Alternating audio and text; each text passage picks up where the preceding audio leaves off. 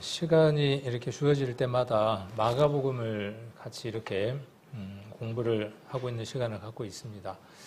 또 앞으로 몇 회가 될지는 모르지만 또 마가복음에 있는 내용들을 같이 좀 살펴보려고 합니다. 마가복음은 16장까지 되는 그렇게 길지 않는 성경이고, 지난번에 그런 계산을 한번 해봤어요. 소리 내서 읽을 때 한 장 읽는데 5분도 채 안 걸리더라고요. 소리를 내서 읽을 때. 혹시 확인해 보시고 싶은 분들은 휴대폰에 이렇게 녹음을 해 보시면 금방 확인하실 수 있을 것 같아요. 그래서 16장까지 읽는데 50분, 30분, 그러면 1시간 20분. 소리를 내서 읽는다고 해도 1시간 20분 정도면 읽을 수 있습니다. 그래서 어느 성경이든 우리 성도님들이 정하고 그 말씀을 깊이 이렇게 묵상해야만 우리가 하나님의 사람일 수 있고 말씀 속에서 살아갈 수 있는 그런 능력들이 나오게 됩니다. 우리의 생각, 우리가 느끼는 그 감정들 사실이 아닐 때가 많습니다. 그 사실이 아닌 것들이 말씀을 접하게 되고 또 말씀 속에서 우리가 확인이 되어질 때 그 말씀들이 정리되어지고 자기의 생각들이 정리되어지고 또 하나님 뜻 안에서 이렇게 살아가게 됩니다. 오늘은 마가복음 5장을 같이 한번 살펴보려고 합니다. 마가복음 5장 1절부터 20절까지 지난번에는 어떤 내용을 한번 같이 살펴봤었죠. 지난번에 우리 살펴봤었던 것은 귀먹고 어눌한 자의 이야기를 한번 살펴봤었죠. 귀가 먹었고 이 말이 분명치 않는 사람에 대한 얘기를 한번 살펴봤었고, 그 이전에는 이 눈먼 자, 소경에 관한 내용을 한번 살펴봤습니다.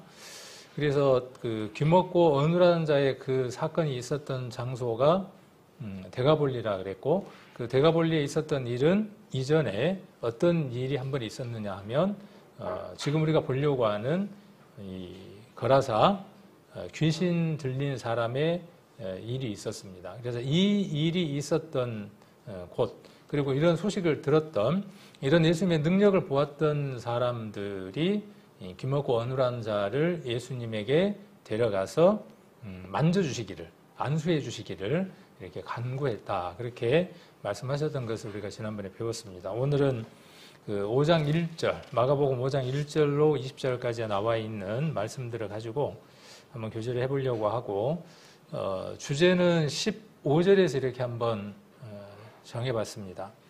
그래서 귀신 들렸던 자, 제목은 귀신 들렸던 자죠. 그러니까 이전에 귀신이 들어서 귀신에게 사로잡혀 있었던 사람. 그런데 여기 그 귀신 들렸던 자 이렇게 접목을 안 하고 그냥 귀신 들렸던 자 이렇게 접목을 한 이유는, 이렇게 되면 성경을 읽는 내 자신이 귀신이 들렸던 자로 이 말씀을 읽을 수 있기 때문에 그렇습니다. 성경을 읽을 때에는 그 성경에 나와 있는 그 인물, 사건, 누구에 관한 것이냐 하면 곧 나에 관한 것입니다. 그냥 귀신 들려서 미친 사람 한 사람이 있었다. 그 사람이 거라사에 살았다. 데가볼리에 있었다. 예수님 만났다. 그러면 땡이에요. 그걸로 말씀은 내 것이 되어지지 않습니다.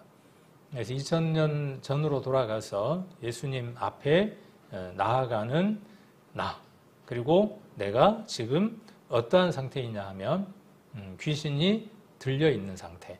그러면 귀신이 들려 있었던 상태의 모습은 어떤 모습인가를 마가복음이 지금 이야기를 할 것이고, 그래서 귀신 들린 현상이 어떤 모습인가 하는 것들을 우리가 성경을 통해서 볼 수 있을 것이고, 내게 그 귀신 들렸던 그런 모습들이 있었는지 없었는지를 한번 돌아보게 될 것이고, 그리고 예수님을 만나고 난 이후에 그 귀신이 나가고 나면, 정확한 표현은 그 더러운 영, 부정한 영이라고 이제 원문에서는 보는 것이 더 옳을 텐데, 우리가 성경에서는 그냥 더러운 귀신 이렇게 이제 적혀져 있으니까, 그래서 그 더러운 귀신, 부정한 영이 나갔을 때에, 그리고 그리스도를 만났을 때에 어떤 사람이 되는가 하는 것들을 성경은 기록하고 있는 것이죠. 그러므로 성경을 읽는 우리 모두는 이 성경 속에서 예수님을 만나는 주인공들이 되기 때문에 우리의 모습은 이 주인공과 같은 모습이 되어져야 합니다. 내 모습은 오늘 본문에 나와 있는 대로 귀신 들렸던 자가 돼야 하고, 지금은 내가 귀신 들린 자이면 안 됩니다. 그리고 나는 어떤 사람이어야 되느냐 하면, 여기 지금 노란색으로 이렇게 강조를 해놓은 것처럼 첫 번째가 옷을 입고 있는 사람이어야 합니다. 한번 어느 의미들을 이야기하고 있는지 말씀들을 많이 또 신약에서 연결할 수 있을 겁니다. 그래서 첫 번째, 여러분들은 옷을 입고 있는 사람이어야 하고, 두 번째가 정신이 혼미한 사람이어야 됩니다. 제가 맞게 이야기했죠. 정신이 혼미해야 돼요. 정신이 온전해야 하고, 그 다음에 앉은 것을 보고 두려워했다, 이렇게 이야기를 하고 있습니다. 그래서 이런 내용들을 오늘 말씀을 통해서 쭉 한번 살펴보고, 또 내 모습이 어떤 모습이었는지, 그리고 지금 나는 어떤 모습으로 주님 앞에 서서 주님이 맡겨진 일들을 내가 잘 감당하고 있는지, 이런 부분들을 한번 교훈을 얻고 또 힘을 얻을 수 있다면 좋은 유익한 시간이 되겠습니다. 5장 1절부터를 읽으려고 하는데, 먼저 읽기 전에 인터넷에 보니까 누가 이렇게 그림으로 재밌게 해놨더라고요. 그리고 이제 그 교회학교 시절로 돌아가서 제가 그림으로 돼 있는 것들을 읽어드릴게요. 그림 한 컷 한 컷들이 좀 쉽게 이렇게 이해해 줄 수 있도록 해주는 것 같습니다. 그래서 예수님과 제자들의 배는 갈릴리 건너편 거라사 사람들의 마을에 닿았습니다. 예수님께서 배에 내리시려 할 때 그 마을에 사는 귀신 들린 사람이 예수님께 뛰어왔습니다. 그는 오랫동안 아무 옷도 입지 않고 무덤에서 살고 있었습니다. 그는 예수님을 보고 소리를 지르며 예수님 앞에 엎드렸습니다. 그리고 큰 소리로 말했습니다. 가장 높으신 하나님의 아들 예수님, 당신이 저와 무슨 상관이 있습니까? 제발 저를 괴롭히지 마십시오. 이는 예수께서 그 사람 안에 있는 더러운 영에게 떠나라고 명령하셨기 때문입니다. 더러운 귀신이 그 사람을 여러 번 사로잡았기 때문에 사람들은 쇠 사슬과 쇠 고랑으로 그를 묶어 감시하였습니다. 그러나 그는 쇠 사슬을 끊고 귀신이 이끄는 대로 광야로 뛰쳐나가곤 했습니다. 예수님께서 그에게 물으셨습니다. 내 이름이 무엇이냐? 그러자 그가 대답했습니다. 군대입니다. 이는 많은 귀신이 그에게 들어갔기 때문입니다. 귀신들은 예수께 자신들을 지옥으로 쫓아내지 말아달라고 간청했습니다. 그때 언덕에는 많은 돼지떼가 풀을 먹고 있었습니다. 귀신들은 예수께 자기들을 그 돼지떼에게 들어가게 해달라고 간청했어요. 예수께서 허락하셨습니다. 그러자 귀신들은 그에게서 나와 돼지떼 속으로 들어갔습니다. 순간 돼지들은 비탈을 내리달아 호수로 들어가 빠져 죽었습니다. 돼지를 치던 사람들이 이 일을 보고 마을 사람들에게 전하였습니다. 사람들이 일어난 일을 보려고 예수께 다가가자 귀신이 나간 사람이 옷을 입고 제 정신으로 예수 앞에 앉아 있었습니다. 마을 사람들은 무서움에 사로잡혀 예수께 떠나줄 것을 간청했습니다. 귀신이 나간 사람이 예수를 따를 수 있게 해달라고 예수님께 간청했습니다. 그러나 예수께서는 그를 돌려보내며 말씀하셨습니다. 집으로 돌아가서 하나님께서 너에게 하신 일에 대하여 사람들에게 말하여라. 그래서 그는 모든 마을을 다니며 예수께서 자기에게 얼마나 큰 일을 행하셨는지를 전하였습니다. 이 그림으로 이렇게 읽으니까 좀 재밌죠? 제가 좀 실감나게 더 잘 읽어야 되는데 이렇게 배역을 잘 맞춰서 그래서 이 내용들을 우리가 오늘 1절부터 조금 살펴보려고 합니다. 조금 이제 딱딱하게 들어갑니다. 이제 딱딱하게 들어가는데 5장 1절부터 5절까지를 한번 보도록 하겠습니다. 예수께서 바다 건너 거라사인의 지방에 이르러 배에서 나오심에 곧 더러운 귀신 들린 사람이, 이 더러운 귀신 들린이라고 하는 이 구절을 부정한 영, 더러운 영 이렇게 이해를 하시면 좀 더 원문에 가까운 이해가 됩니다. 그래서 영, 보이지 않는 그 영, 그냥 똑같이 퓨누마라고 되어져 있습니다. 퓨누마인데 더러운 영이에요. 그 영이 사람 안에 들어가 있는 겁니다.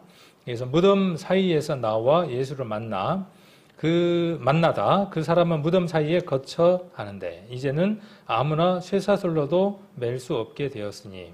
이는 여러 번 고랑은 무엇을 이야기하느냐 하면 쇠로 만들어져서 두 다리를 멀리 가지 못하도록 이렇게 족쇄로 채워 놓는 것을 고랑이라고 이야기를 합니다. 고랑과 쇠사슬은 뭐겠습니까? 쇠사슬은 두 손과 몸을 묶는 것이 되겠죠. 그러니까 두 손과 몸을 묶어놓고 두 다리도 묶어놓았다는 것을 우리가 알 수 있습니다. 메었음에도 쇠사슬을 끊고 고랑을 깨뜨렸습니다. 그리하여 아무도 저를 제어할 힘이 없는지라. 밤낮 무덤 사이에나 산에서나 늘 소리 지르며 돌로 제 몸을 상하고 있었더라. 지금 이렇게 한 부분을 나누어서 한번 살펴보려고 합니다. 글자가 좀 작아서 잘 보이시나요? 나름 이제 한 화면에 이렇게 볼 수 있도록 만들다 보니까 글자가 좀 적어졌습니다. 이것도 그 밴드에다가 뭐 보시는 분들은 많지 않은 것 같은데 하여튼 올려 놓을 수 있도록 하겠습니다. 그래서 색깔을 그 귀신 들린 자는 지금 이 색깔로, 그리고 그가 행동했던 것도 이제 그 색으로 이렇게 바꿔 두었습니다. 그래서 아까 읽었던 것들을 한번 중요한 부분들 한번 단어들을 이렇게 한번 열거를 해보면 여기 있는 내용들을 열거를 하게 되면 더러운 영, 사단의 영, 공중 권세 잡은 자의 영을 가진 자의 삶의 모습이 어떠한 모습을 가지는가 하는 것들을 우리는 이 말씀을 통해서 찾아볼 수 있습니다. 그래서 귀신 들림, 더러운 영에 잡혀있는 사람의 여러 가지 현상이 있는데 그 첫 번째가 뭐냐 하면 어디에 거처한다고 되어 있습니까? 무덤 사이에 거처합니다. 그래서 무덤 사이에 거처한다는 것은 죽은 자와 함께 어떻다는 거죠? 항상 죽은 자와 함께 살고 있는 거예요. 죽음을 맴돌고 있는 겁니다. 그래서 더러운 영에 사로잡혀 있는 사람들의 특징은 죽음을 마주하고 있다는 것들을 우리가 살펴볼 수 있습니다. 두 번째가 더러움입니다. 더러움.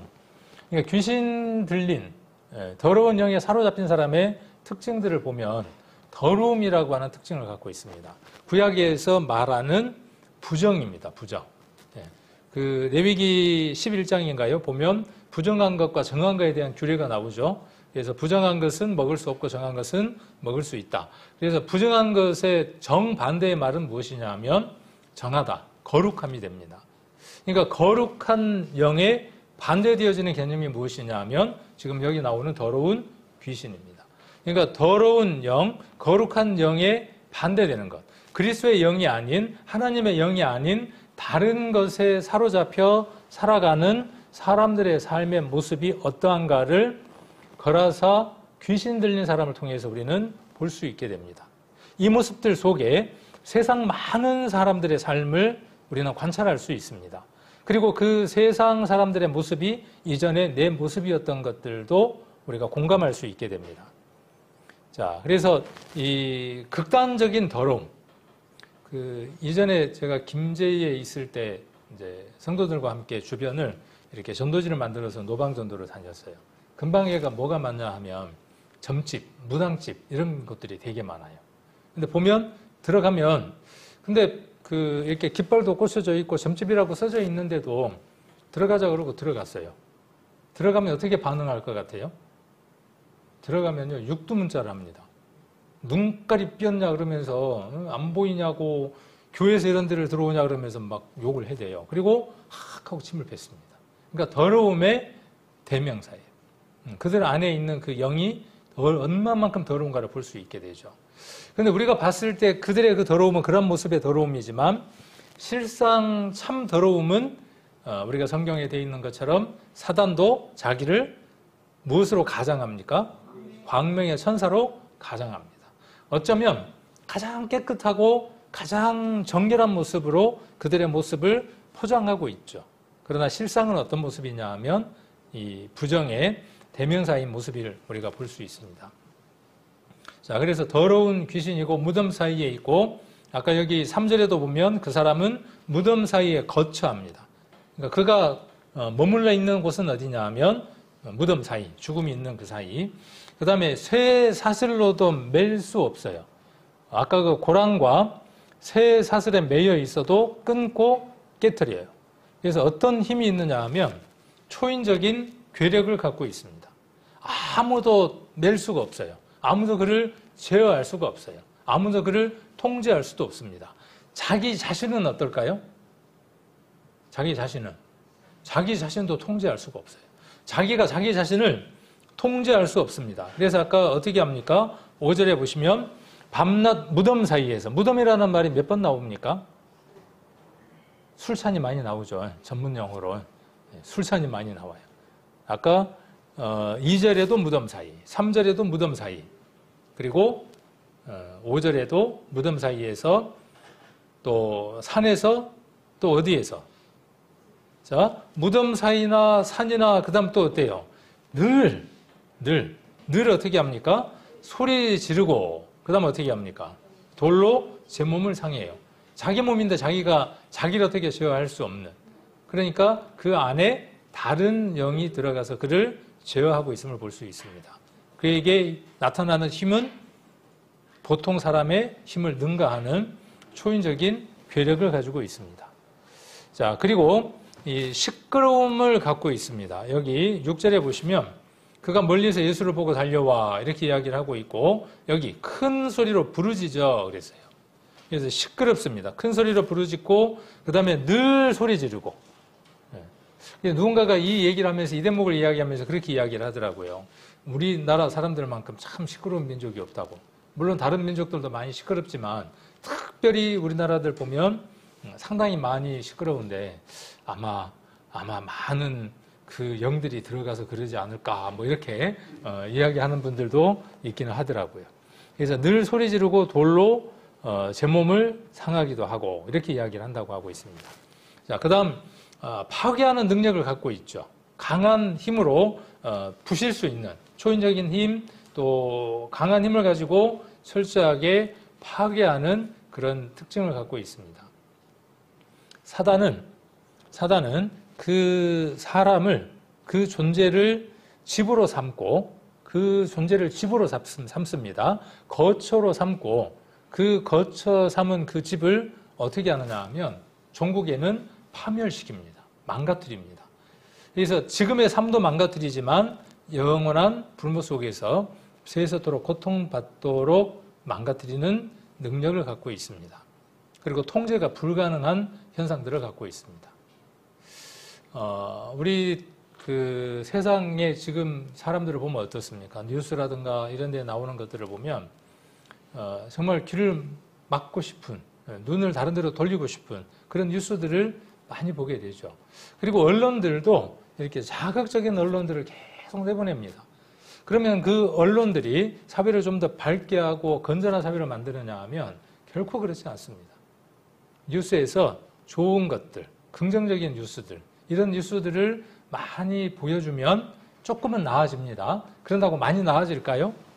기대 없습니다. 인간은 이러나 저러나 크게 차이가 없지만 이거보다는 그래도 이것이 조금 더 긍정적인 어떤 요소를 가져다 줍니다. 그러나 이것이 세상을 절대로 바꿔낼 수 없습니다. 그런 뉴스를 끊임없이 내보낸다고 바뀌느냐? 바뀌지 않습니다. 왜? 그 안에 어떤 영이 들어있기 때문에, 더러운 영이 그들을 지배하고 있기 때문에 그렇습니다.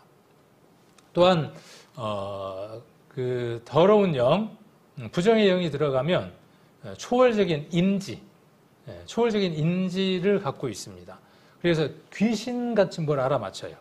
귀신같이 뭘 알아맞히느냐 하면 그분이 예수님이라고 하는 것을 귀신같이 알아맞히죠. 자, 이런 힘들을 가지고 있는 것을 볼 수 있고, 1장을 한번 보겠습니다. 마가복음 1장을 한번 보시면 1장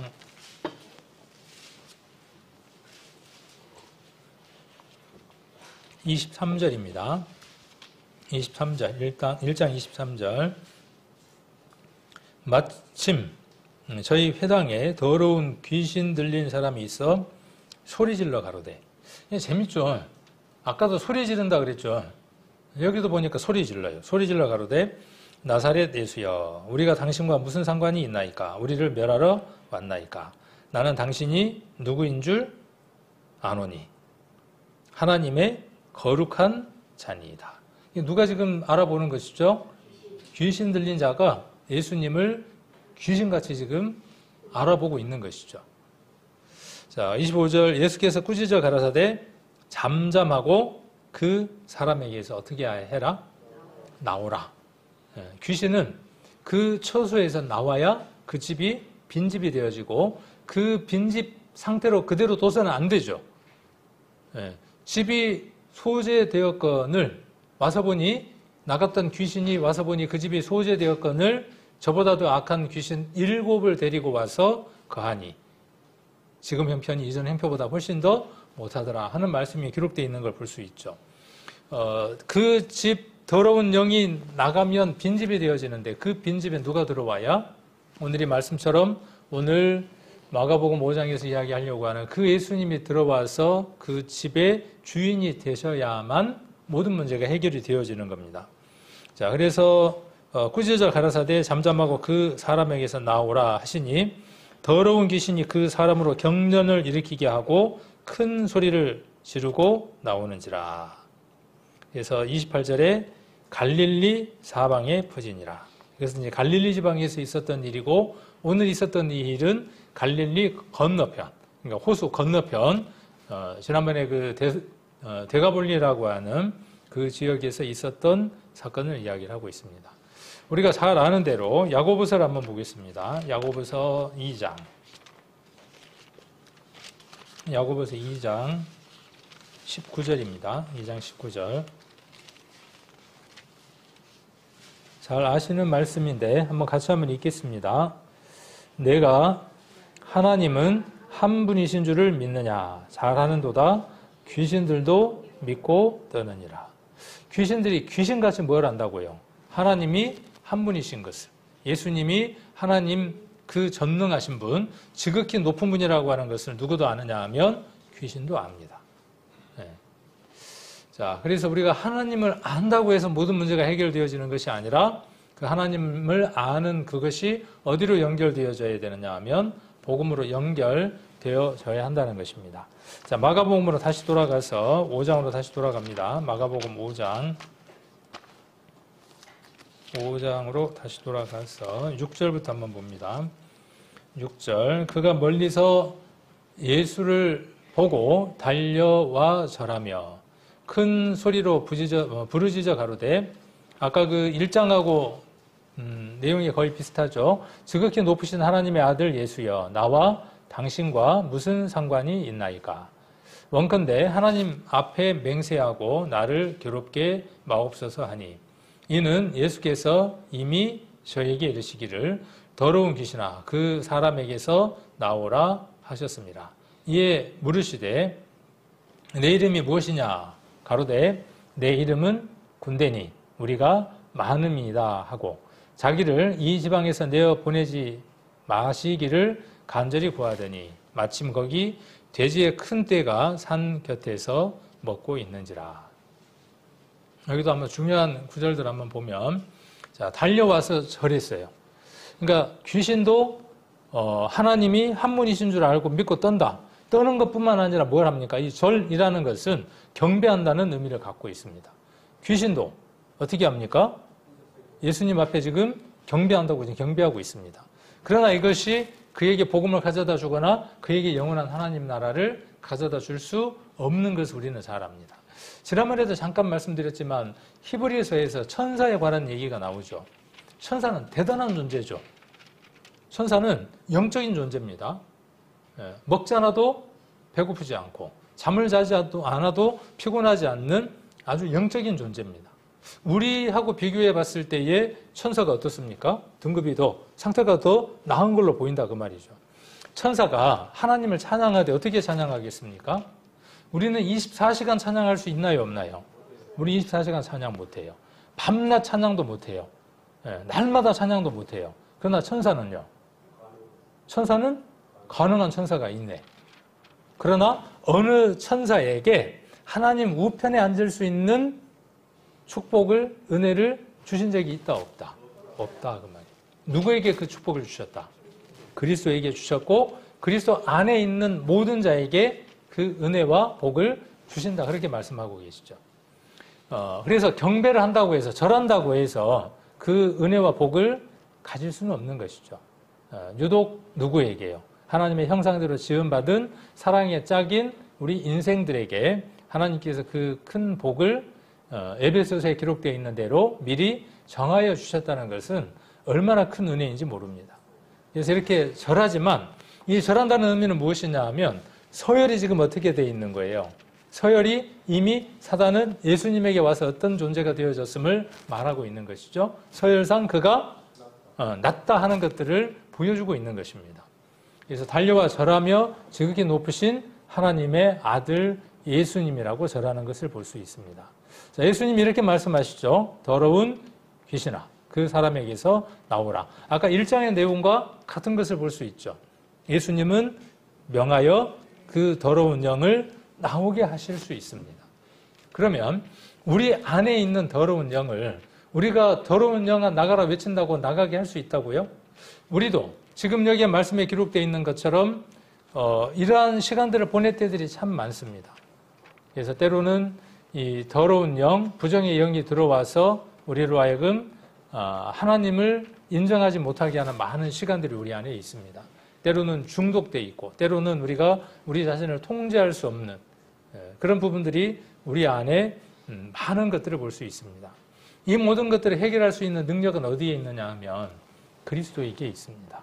말씀에 있고 그 말씀이 내 안에 들어와서 나를 사로잡을 때 그 더러운 영, 부정한 그 영들을 우리가 밀어낼 수 있고 그것들이 나아갈 수 있습니다. 자, 그리고 묻습니다. 내 이름이 무엇이냐고 묻습니다. 무엇이라고 답을 합니까? 군대. 레기온이라고 이렇게 그 원어에는 되어 있는데 로마군의 군대의 숫자를 말하는데 2,000명에서 약 6,000명 정도의 수를 이야기를 한답니다. 그래서 보통 이 레기온이라고 하는 것은 6,000명이라고 이야기를 합니다. 다음에 한번 또 이런 얘기들은 좀 더 자세하게 또 이야기할 수 있는 시간들이 있을 것 같습니다. 그래서 머릿속에 군대, 그러면 군대는 많음이다. 이렇게 지금 이야기를 했죠. 군대, 풀어서 뭐라고 지금 이야기했습니까? 많음이라, 많다. 근데 얼만큼 많다? 아까 2,000에서 6,000 정도나 되는 많은 수다. 이렇게 이야기를 하는 것을 우리가 알 수 있습니다. 자, 그리고 돼지의 큰 떼가 어디에서요? 산 곁에서 먹고 있어요. 그러니까 돼지는 하는 일이 뭐죠? 그러니까 돼지는 하는 일이 뭐라는 걸 알 수 있느냐 하면 먹는 일이라는 걸 알 수 있습니다. 성경에 부정한 짐승들이 많이 나오고 부정한 것들을 이야기를 할 때 두 동물이 나오는데 첫 번째 동물이 무엇이냐 하면 돼지입니다. 그리고 두 번째 동물이 무엇이냐 하면 개입니다. 그렇죠? 돼지를 이야기할 때 성도들 안에 구원받은 성도들 안에 그 믿음을 저버렸다든지 세상으로 간다든지 그 복음을 온전하게 믿지 않는 사람들을 두고 돼지와 개에게 비유로 이야기할 때도 있습니다. 그래서 돼지를 이야기할 때 뭐라고 이야기를 하느냐 하면 이렇게 표현했습니다. 씻었다가, 그렇죠? 깨끗하게 씻었다가 그 더러운 곳에 다시 누웠다.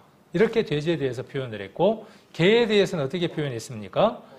토했던 것을 다시 주워 먹는다 그랬어요. 네. 그래서 개와 돼지는 부정함의 어떤 대명사인 것을 볼 수 있습니다. 지난번에 거라사라는 이름의 뜻이 무엇이라 그랬죠? 네, 돼지 쉬는 곳. 제가 이야기해드렸으니까 이제 금방 아실 수 있죠. 거라사 그러면 돼지 쉬는 곳이에요. 그러면 유대인들의 지역이겠습니까? 이방인의 지역이겠습니까? 유대인들은 돼지를 부정한 것으로 정하기 때문에 돼지 치는 일을 하지 않습니다. 그러니까 이곳은 어디인 것을 우리가 알 수 있느냐 하면 이방인의 땅인 것을 이것을 통해서 알 수 있습니다. 그래서 가라사의 땅, 지난번에 얘기했던 데가폴리, 10개의 도시, 그 도시들 가운데에 하나인 것을 우리가 알 수 있습니다. 돼지가 욕심이 끝이 없죠.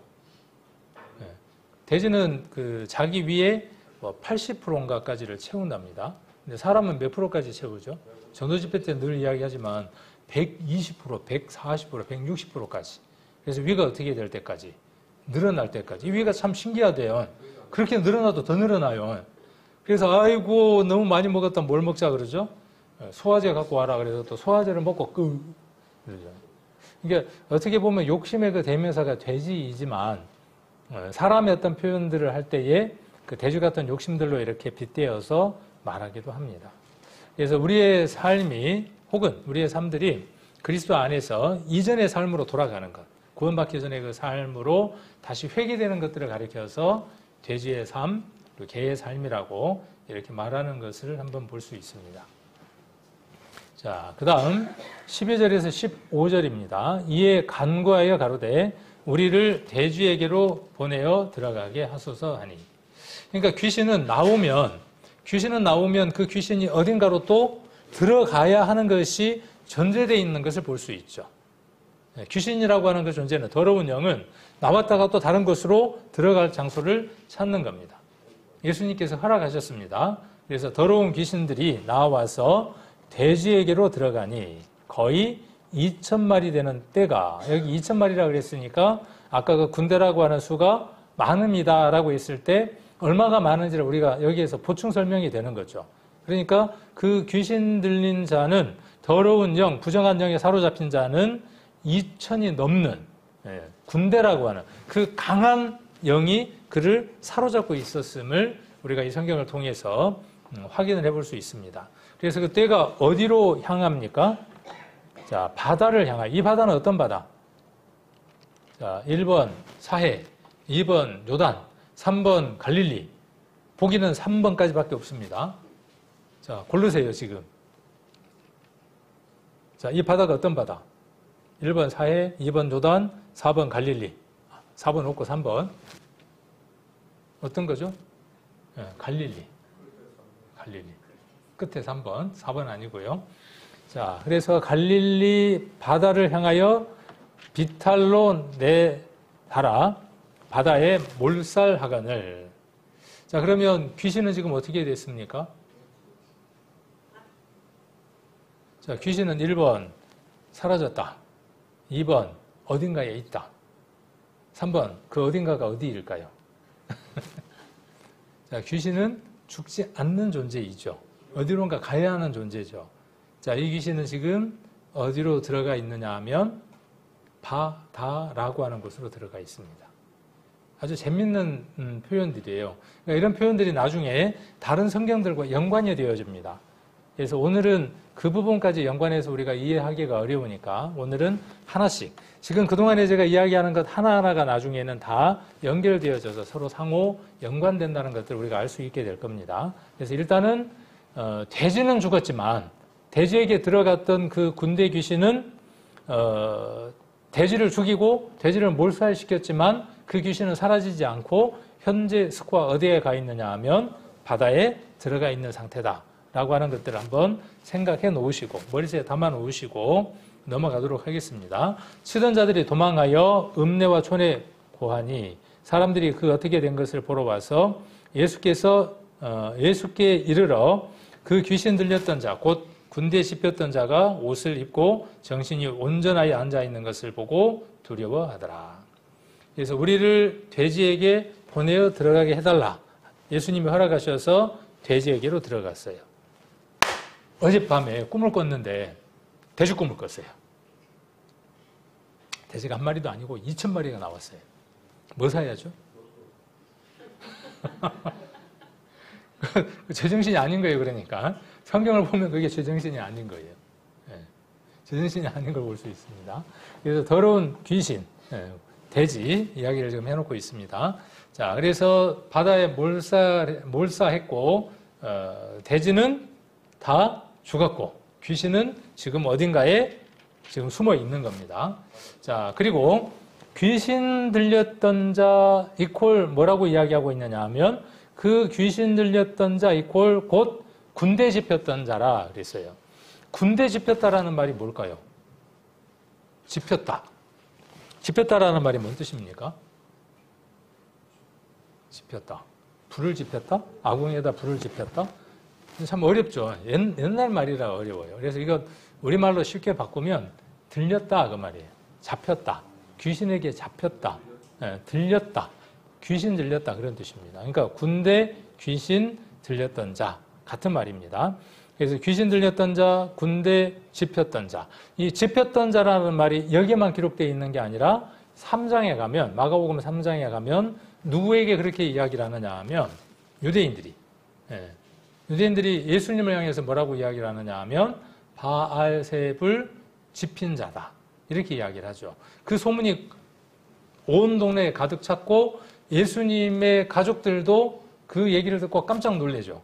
그래서 어떻게 합니까? 예수님을 데리러 가는 장면이 3장에 이렇게 나오는 것을 볼 수 있습니다. 자, 여기 마가복음 3장을 한번 보겠습니다. 3장.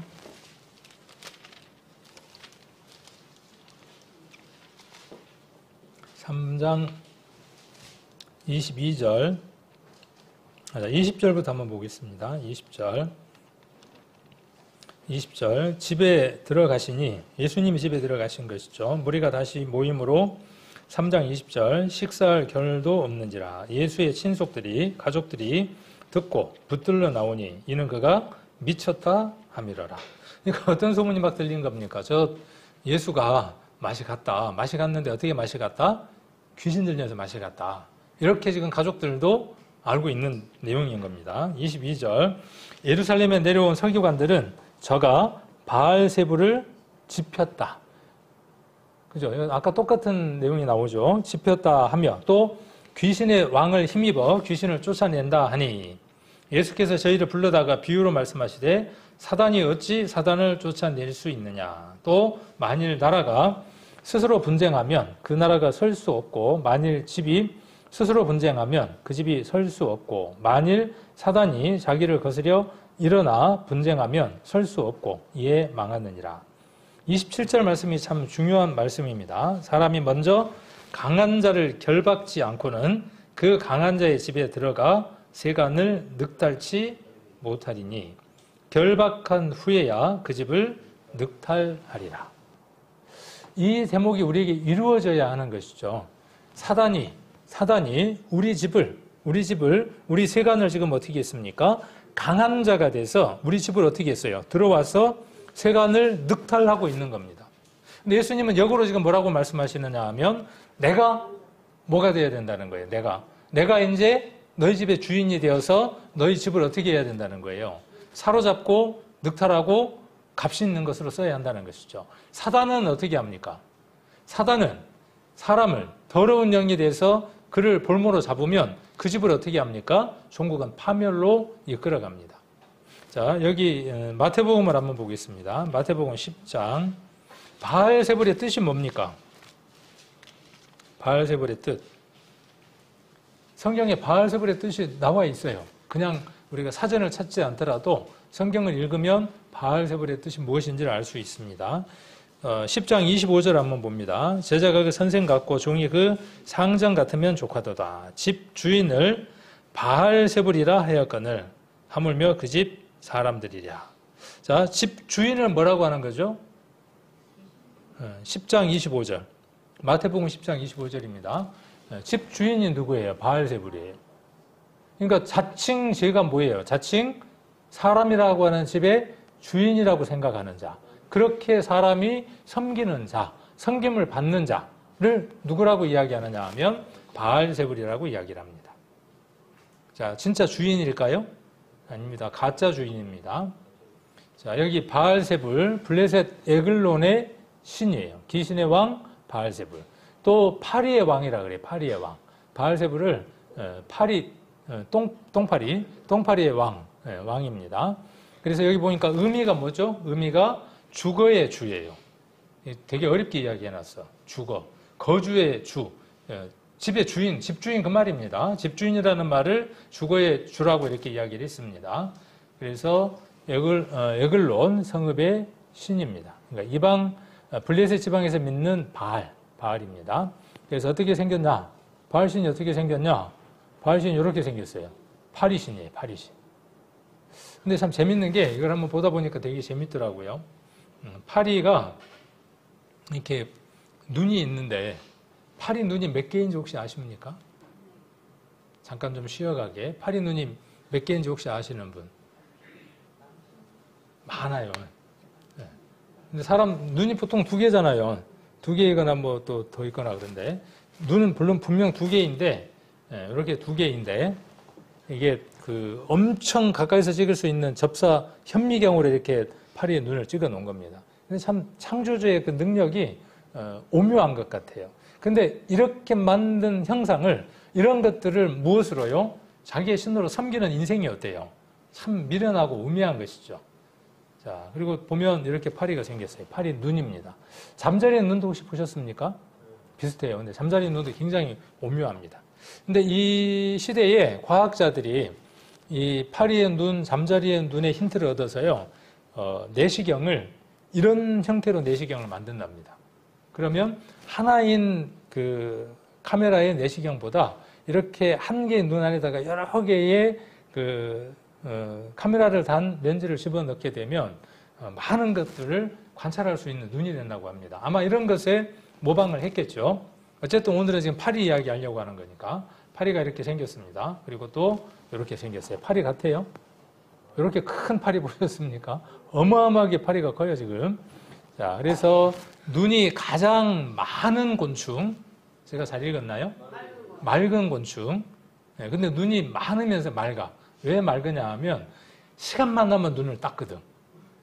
파리 그러면 더러움의 대명사잖아요.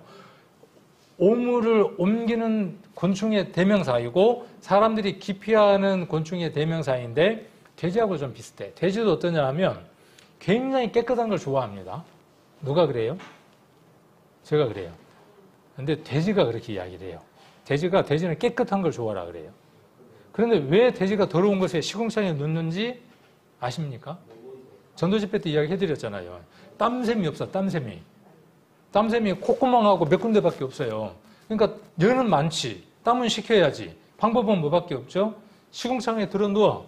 그런 다음에 일어나. 그러면 걔가 열을 가지고 가. 그러니까 시원해. 그러니까 두 가지를 갖고 있는 거죠. 청결도 갖고 있지만 청결하려고 하는 그 본능도 갖고 있지만 어떤 본능도 갖고 있어요. 열을 식히려고 하는 또 다른 본능이 있기 때문에 더러운 곳에 들어 눕는 거죠. 그래서 돼지는 우리 인간의 양면성을 보여주는 짐승 가운데 하나입니다. 파리도 거의 비슷해요. 파리도 청결한데 이 세상의 곤충 중에서 사람이 제일 싫어하는 곤충이 파리인데 아이니컬하게도 눈이 가장 맑은 곤충은 파리입니다. 파리를 자세히 들여다보면 끊임없이 두 팔로 얼굴의 대부분을 다 차지하고 있는 눈을 닦습니다. 파리의 눈은 여러 개의 눈이 합쳐진 겹눈입니다. 그리고 파리의 눈은 겹눈 2개와 홀눈 3개가 있습니다. 겹눈 1개에 또다시 4,000개의 눈이 있습니다. 얼른 계산해 보세요. 그럼 총 몇 개죠? 8,000개? 아까 그 겹눈 2개, 혼눈 3개라 그랬으니까 겹눈 2개에 각각 4,000개씩이라 그랬으니까 8,003개의 눈을 갖고 있다 그 말이에요. 자, 그래서 4,000개의 눈이 있습니다. 그러니까 파리의 눈은 겹눈이 2개니까 무려 8,000개의 눈이 있는 셈입니다. 그래서 전후좌우 두루두루 살필 수 있어서 웬만해서는 파리 잡기가 힘들지요. 파리의 눈은 겹눈과 혼눈을 합쳐 총 8,003개입니다. 시도 때도 없이 앞다리를 비벼대는 파리는 뒷다리도 비빕니다. 앞다리를 비빈 후에는 자신의 눈도 비벼주고 뒷다리를 비빈 후에는 자신의 날개도 닦아줍니다. 파리가 사람의 입장에서는 균을 옮겨주는 해충으로 혐오곤충이지만 파리 입장에서 보면 엄청 청결, 결벽증이 심한 곤충 중에 하나다. 이렇게 이야기를 해놨습니다. 그냥 번외로 잠깐 파리라고 하는 그 존재에 대한 오묘함을 잠깐 이야기를 해드렸습니다. 그러니까 이런 하나님의 피조물인 파리, 어떤 특별함이 있는 것들에 대한 관찰을 하고 그것이 뭔가 복을 빌어줄 것이라고 생각하고 사람들이 거기에다 의미를 부여하고 섬기는 것. 이것처럼 우매한 것이 없죠.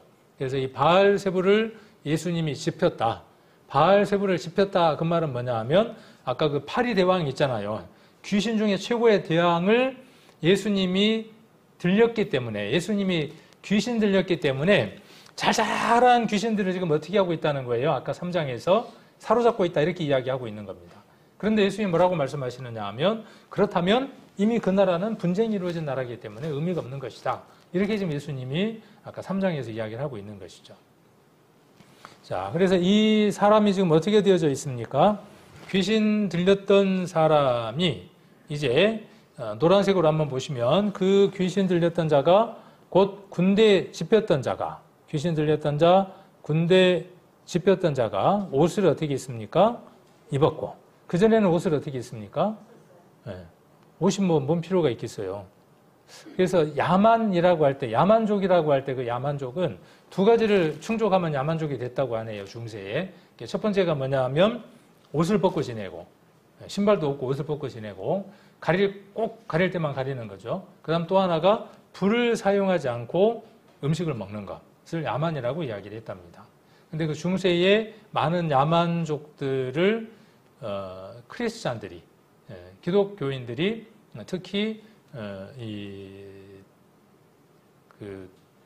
누구죠? 사도라든지 후에 중세 때니까 이제 사도는 아니고 그 크리스찬들이 그들에게 복음을 전하게 되고 그 복음을 받아들인 그들이 문명을 만들어서 지금의 유럽에 많은 문화들을 일으켜냈다라고 학자들이 이야기를 합니다. 그래서 뭐 게르만족도 야만이었죠. 게르만족이 나중에 뭐가 됩니까? 게르만족이 나중에 무슨 나라를 이루죠? 게르만 독일. 예. 독일이 됩니다. 예.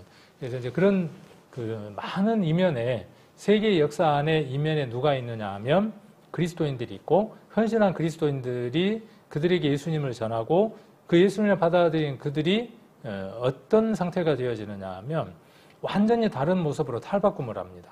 그래서 그들의 문화가 전 세계를 지배하게 되고 꽃을 피웠던 것들을 우리는 역사를 통해서 볼 수 있습니다. 여기 거라사의 귀신 들린 자도 이제 무엇을 입었느냐 하면 옷을 입었습니다. 어떤 옷을 입었을까요? 우리 주님이 입었던 그 옷, 찬양에 나오는 대로 우리 주님이 입었던 그 옷을 이 사람도 입고 있는 것입니다. 보이나요? 그렇게 말씀이?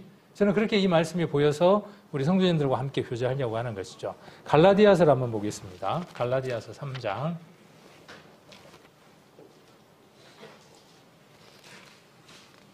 갈라디아서 3장. 우리가 잘 아시는 말씀이고 요즘 제가 계속 이 부분에 대한 말씀들을 많이 성경을 통해서 나누고 있는 말씀이기도 합니다. 3장 27절 말씀 같이 한번 읽겠습니다. 누구든지 그리스도와 합하여 세례를 받은 자는 그리스도로 옷 입었느니라.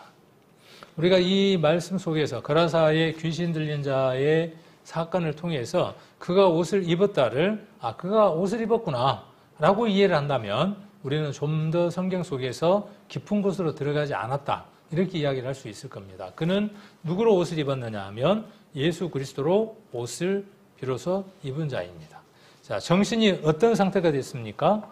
온전한 상태가 됐습니다. 온전한 상태. 그리스도인들이 정신이 온전한 상태가 되지 않으면 실패하는 겁니다. 정신이 온전한 상태는 어떤 상태이냐 하면 그 눈이 어디를 향해서 보느냐 하면 아까 파리의 눈은 어디를 향해서 보고 있습니까? 팔천, 세 곳을 향해서 보고 있습니다. 그렇죠? 파리는 눈은 세 개인데 그 세 개의 눈이 한 곳을 바라보는 게 아니라 8천 세 개가 각각 어디를 쳐다보고 있어요. 다 다른 곳을 쳐다보고 있는 겁니다. 집중이 안 되는 겁니다. 생존을 위해서 그렇지만 그리스도인들은 오로지 우리의 눈이 어디로 고정되어져야죠? 예수 그리스도에게 고정되어질 때, 그렇게 온전하게 고정되어질 때 맑은 정신입니다. 그 눈이 2개로 늘어나고 3개로 늘어나고 4개로 늘어나고 더 많이 늘어나면 바알세부를 지피게 됩니다. 늘어나는 수만큼. 그래서 오로지 우리는 누구를 향해서 눈을 뜨는 겁니까? 자, 소경이 눈을 떴습니다. 가장 먼저 본 사람이 누구입니까? 귀먹고 어눌한 자가 귀가 열렸을 때 가장 먼저 들은 소리가 어떤 소리겠습니까? 그가 입이 어눌한 자에서 분명히 말할 수 있는 자가 되었을 때 가장 먼저 말한 말이 무엇이었습니까? 여기 귀신 들렸던 자가 가장 먼저 한 일이 옷을 입는 일이었고 정신이 온전한 상태로 그리스도를 바라보는 것입니다. 그리고 그 다음 앉아 있는 겁니다. 앉아 있는 것. 우리 교회는 초창기 너무 앉아 있는 것에 강조를 하다 보니까 다른 말로 말씀을 듣는 것에 강조를 하다 보니까 교회 안에서의 섬김이나 봉사에 대해서 들려있는 부분이 있었습니다. 그래서 예전에 제가 마르다, 마리아, 나사로 설교를 한번 했던 적이 있습니다. 마르다가 예수님에게 혼났죠. 기존에 우리가 그 말씀을 읽었을 때 마르다는 예수님에게 혼났다. 왜 마리아를 그렇게 네가 꼰질르느냐. 마리아는 좋은 걸 선택을 했다. 너는 둘 중에 하나 바른 걸 선택을 해라. 이렇게 책망 들었다고 이해를 했지만 그 말씀의 전후로 읽어보면 마르다에게 책망하지 않는 것을 알 수 있습니다. 그래서 마르다는 후에 나사로가 부활했을 때에 마르다는 여전히 봉사하는 자로 있고 마리아는 어떻게 변화된 걸 볼 수 있느냐 하면 예수님 발밑에서 말씀을 앉아서 듣던 마리아가 어떤 모습인 것을 볼 수 있느냐 하면 예수님 앞에 나와 마르다와 함께 봉사하는 자로 있는 것을 볼 수 있습니다. 교회는 여전히 늘 앉아 있는 것이 아니라 앉아 있는 자가 일어나서 일을 할 수 있어야 하는 겁니다. 그러면 지금까지 일했던 사람들은 이제 나이가 지금 60이니까 나는 은퇴 교회에서 아니다 그 말이에요. 마르다는 어떤 모습이었다고요? 예수님이 하셨던 그 말씀을 이해했어요. 마르다의 그 수고와 노력이 없으면 누가 있을 수 없다는 걸 알게 됐습니까? 마리아가 말씀을 듣는 그 일이 없다는 것을 알고 그 일에 전념합니다. 자, 그리고 마리아가 앉았던 그 자리에 누가 앉아 있는 걸 볼 수 있느냐 하면 나사로가 앉아 있습니다. 우리는 이런 말씀들을 좀 더 이렇게 입체적으로 볼 수 있어야 하죠. 자, 이 거라사의 귀신 들린 자도 앉아 있습니다. 앉았다는 건 무엇을 의미할까요? 우리가 유월절 날도 마찬가지였지만 허리에 지팡이를 띠고 그렇죠. 급히 먹었잖아요. 서서 급히 앉아서. 앉았다는 것은 뭐냐 하면 일어나서 무엇인가를 하려고 하는 다음 동작이 준비되어지는 것이 무엇이냐 하면 앉아 있는 겁니다. 그래서 나사로가 앉아 있는 것처럼 앉아 있는 겁니다. 자, 그리고 집으로 돌아가서 고하라 그랬죠. 제자들에게는 어떠한 일들을 보이고 난 이후에 이 일들을 비밀로 하라 이렇게 말씀을 하셨습니다. 그러나 이방 지역에서 있었던 이런 일들이 있을 때마다 예수님 뭐라고 말씀하시느냐 하면 집으로 돌아가서 친속에게 고하라 이렇게 말씀하시는 걸 볼 수 있습니다. 16절부터 한번 보시면 이에 귀신 들렸던 자의 당한 것과 돼지의 일을 본 자들이 저희에게 고하매 저희가 예수께 그 지경에서 그러니까 데가볼리 아까 거라사 지역에서 떠나기를 강구하더라. 예수께서 배에 오르실 때에 이제 배를 타고 어디로 가시겠어요? 그러면 다시 갈릴리 건너편으로 가시게 되겠죠. 그러면 그 뒤에 뭔 얘기가 하나 나올까요? 안 나올까요? 이 얘기가 있고 난 이후에 어떤 내용이 하나 나오겠습니까? 예수님이 배를 타고 이동하는 장면이 나오겠죠. 그러면 이제 설교 여기서 끝나는 게 아니고 우리 성도님들이 이 얘기를 듣고 난 이후에 뒤에 어떤 일이 있는가를 한번 읽어보면 아까 제가 힌트를 드렸던 그 내용들하고 연관이 되는 것을 우리가 조금 알 수 있게 됩니다. 그래서 배에 오르실 때에 귀신 들렸던 사람이 함께 있기를 간과하였으나 아까는 예수님을 따르기를 원했으나 이렇게 이야기한 걸 볼 수 있습니다. 같은 얘기입니다. 허락하지 아니하시고 저에게 이르시되 집으로 돌아가 주께서 내게 어떻게 큰 일을 행하사 너를 불쌍히 여기신 것을 내 친속에게 고하라 하신대. 그가 가서 예수께서 자기에게 어떻게 큰 일을 행하신 것을 데가볼리에 전파하니 모든 사람이 기히 여기더라. 우리가 처음 구원받고 난 이후에 귀신 들렸던 자에서 귀신 들린 자, 그죠? 귀신 들렸던 자, 귀신 들린 자에서 귀신 들렸던 자가 되어지고 오늘 이 거라사 사람처럼 옷을 입고 정신이 온전하여서 앉아서 말씀을 듣고 우리가 어디로 가게 됐느냐 하면 집으로 갔죠. 집으로 가서 뭐라고 이야기를 합니까? 어머니, 아버지, 교회 나가셔야 돼요. 말씀 배우셔야 돼요. 그렇게 우리가 전파했죠. 누가 명하지 않더라도 그리스도께서 명하지 않더라도 우리는 그렇게 했던 것들을 볼 수 있습니다. 지금 교회 안에 더 많은 구원받은 사람이 교회 안에 함께하지 못하는 것은 그 예수님의 명령, 처음 구원받고 난 이후에 우리는 본능적으로 그 명령을 듣고 그 일을 행했지만 이제 우리 안에 그 힘이 점점 사그라져가고 있다는 것이죠. 그래서 12일 남은 전도집회. 이렇게 지금 이 말씀들을 준비하는 이유도 무엇 때문이냐 하면 전도집회를 두고 특히 본문을 이 말씀들의 본문들을 준비한 부분도 있습니다. 자, 그래서 집으로 돌아가 내 친속에게 고하는 겁니다. 뭘 고하는 겁니까? 큰 일. 그렇죠? 큰 일. 그리고 또 어떤 일? 불쌍히 여기신 일. 우리는 하나님의 긍휼을 입어야 하는 자입니다. 그 긍휼을 입을 때 은혜 가운데에서 삶들을 살아갈 수 있게 됩니다. 그래서 큰일 행하신 것을 대가볼리에 전파한 것을 볼 수 있습니다. 그래서 한번 그 1절부터 20절까지의 내용 굵직굵직한 것들 한번 이렇게 훑어내려가 보면 어떻게 치유가 이루어지고 그 귀신 들린 자가 회복되어지는지를 우리가 쭉 따라가 볼 수 있습니다. 첫 번째, 예수님이 바다를 건너 오셨죠.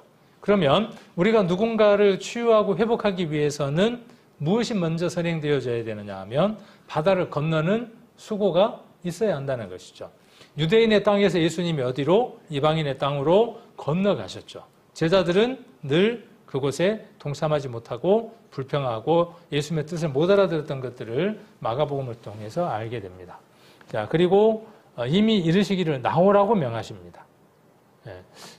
그리고 절하며 지극히 높으신 하나님의 아들 예수여라고 이야기를 하고 있고 내 이름이 무엇이냐고 물었을 때 군대 많다 2,000명이라고 하는 것을 우리가 볼 수 있었고 더러운 영이 나와서 돼지떼에게 들어간 것을 볼 수 있습니다. 그리고 그가 옷을 입고 정신이 온전하여 앉아 있었다는 걸 볼 수 있었고 이게 지금 누구의 모습인 거죠? 우리의 모습이 예수님을 만나서 예수님 만나기 전에 우리의 모습 그렇죠? 그 무덤 사이에서 있었던 사람 그리고 이 고랑과 쇠사슬이 매여 있었던 사람 그리고 시끄럽고 여러 가지 모습 속에서 만족하지 못하고 살아가는 전도서에 기록되어 있는 대로 평생에 미친 마음을 품고 살아갔던 사람. 그래서 대부분 지금 5장 1절로 20절까지의 본문의 제목을 다른 책들을 보면 뭐라고 적어놨느냐 하면 거라사 귀신 들린 자가 아니라 거라사 광인 미친 사람이라고 이렇게 붙여놨습니다. 다른 영이 들어가서 다른 것에 미쳐서 일평생을 살아가는 사람. 저와 여러분의 삶이 그랬던 사람들입니다. 그러나 예수님을 만나서 그 더러운 영, 부정한 영이 나가고 성결의 영, 정결의 영, 하나님의 영, 그리스도의 영이 우리 안에 오셨을 때 우리의 모습은 어떤 모습이 되느냐 하면 옷을 입고 있게 되고 정신이 온전한 상태이고 앉아 있게 됩니다. 그리고 그 즉시 일어나서 예수님을 따르기를 원하고 그 다음 전파하는 일을 우리가 하는 것을 볼 수 있습니다. 그래서 이 일이 누구의 일이냐 하면 저와 여러분의 일이고 예수님이 간절히 소망하는 일이기도 합니다. 그러한 소망들을 예수님이 여러 가지 이적과 기적을 통해서 이야기하시고 있고 마가는 이러한 것들을 우리에게 적어서 교훈으로 보여주고 있는 겁니다. 자, 에베소서를 한번 보겠습니다. 에베소서 2장입니다. 오늘의 본문과 맥이 평행이 되는 말씀을 서신서에서 한번 찾으라 라고 한다면 에베소서를 한번 찾을 수 있을 겁니다. 거라사 광인의 내용과 동일한 서신서의 내용을 한번 찾아보라 그러면 에베소서 2장을 한번 찾을 수 있을 텐데 2장 1절부터 7절까지를 한번 천천히 같이 한번 읽겠습니다. 너희의 허물과 죄로 죽었던 너희를 살리셨도다. 그때에 너희가 그 가운데서 행하여 이 세상 풍습을 쫓고 공중의 권세 잡은 자를 따랐으니 지금 곧 불순종의 아들들 가운데서 역사하는 영이라. 전에는 우리도 다 그 가운데에서 우리의 육체의 욕심을 따라 지내며 육체의 마음에 원하는 것을 하여 다른 이들과 같이 본질상 진노의 자녀이었더니 긍휼에 풍성하신 하나님이 우리를 사랑하신 그 큰 사랑을 인하여 허물로 죽은 우리를 그리스도와 함께 살리셨고 너희가 은혜로 구원을 얻은 것이라. 또 함께 일으키사 그리스도 예수 안에서 함께 하늘에 앉히시니 이는 그리스도 예수 안에서 우리에게 자비하심으로써 그 은혜의 지극히 풍성함을 오는 여러 세대에 나타내려 하심이라. 아멘. 7절에 나와 있는 이 부분은 가서 너희 집에 가서 신속에게 이 모든 것들을 고하라 하는 것과 맥이 같습니다. 전에 그랬죠. 여기 2절에 보시면 또 3절에 보시면 그때에 전에는 이렇게 이야기를 하고 있습니다. 우리도 동일하게 그 거라사 광인처럼 더러운 귀신, 부정한 영이 들었던 사람들이었다라고 이야기를 하고 있습니다. 예수님을 만나서 그가 살리심을 얻었고 함께 일으키심을 얻었던 것처럼 우리도 예수님을 만나서 삶을 얻었고 일으키심을 받았습니다. 이제 우리가 일하는 사람으로 하나님을 더욱 기쁘게 하는 사람으로 하나님 앞에 서 있을 수 있도록 모든 일들에 열심을 내는 그런 우리 성도님들 되셨으면 합니다.